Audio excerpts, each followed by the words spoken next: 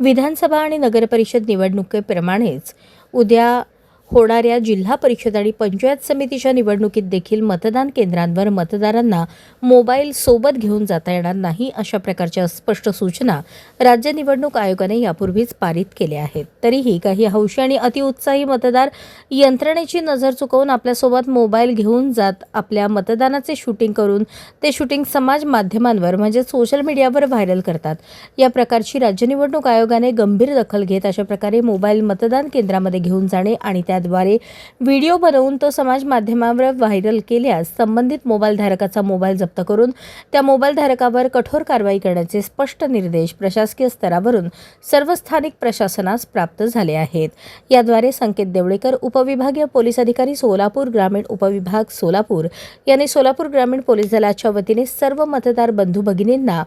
त्यांनी मतदान केंद्रावर मोबाईल घेऊन न जाता पारदर्शक आणि तटस्थ वातावरणात मतदानाचा हक्क बजावावा असे आवाहन केले आहे.